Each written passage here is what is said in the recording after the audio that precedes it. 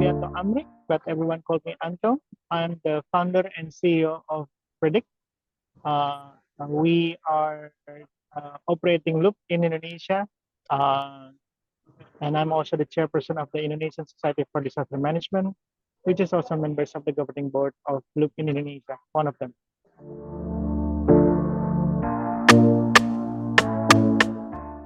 It's a backstory. We had a series of large-scale disaster events starting since 2018, where there is a growth of lots of new humanitarian organizations, lots of volunteers, lots of new aid workers, and we were involved in doing evaluations on the response programming, and we found that there's very lacking of the use of feedback mechanisms. But not just about using feedback mechanisms, but also the idea of having feedback mechanism is very new. Indonesia is not a matter of whether we will have big disasters or not, but it's about when is the next big disasters. So it's deeply worrying because every year in Indonesia we have around 4,000 to 5,000 disaster events, and yeah, looking at that itself, it just shows how essential to have a very good feedback mechanisms, and we kind of see that Loop can be one of the answers on that.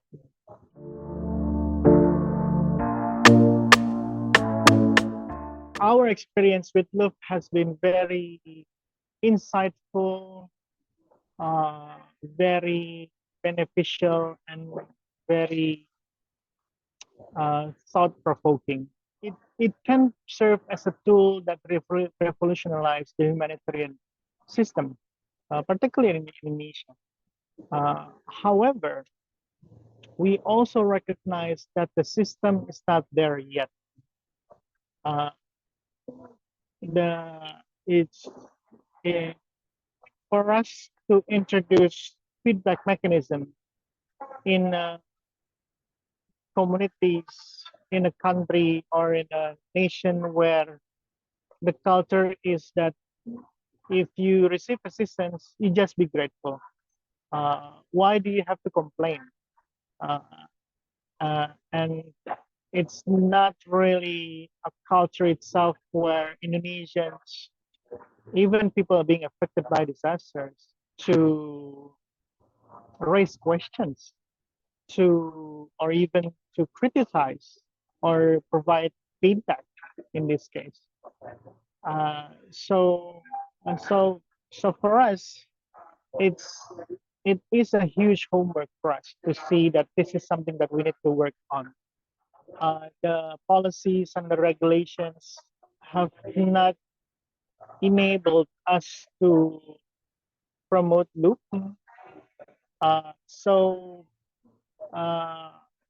Loop is much more advanced in our context, and I say this with sense of shame and humility as well, because we think that Indonesians should be better, and we do want to have that move forward, and we do want to have that culture of where people can express freely, and they can be part of the discussions, part of the process, and also having a system where organizations, whether it's government or non-government, appreciate feedback and then can also provide a meaningful response to it.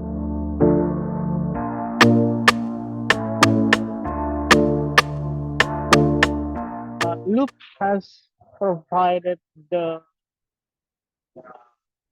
platform where multiple agencies can use the services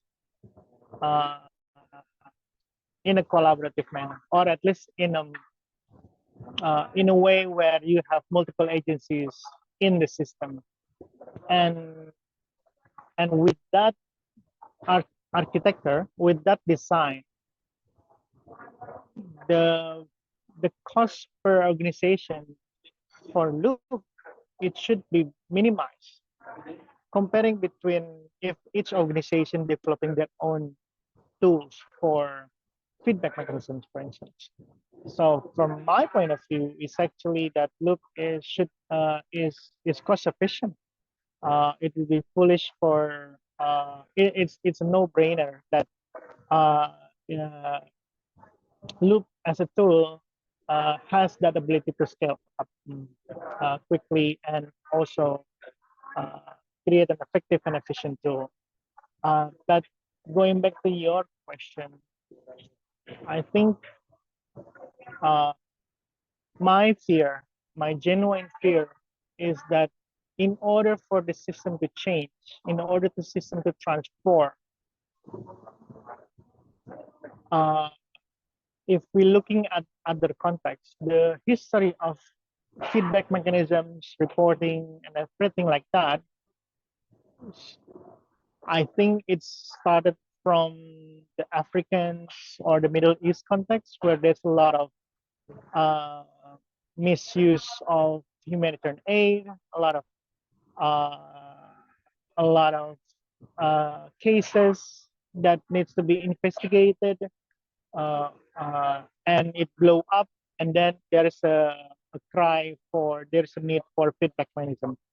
Now going back to that, is that my fear is that I don't want Indonesians to say let's create a system because there's a huge uh, situation happening, for instance, like abuse or fraud or corruptions. Uh, but yeah, but that sometimes is just the reality.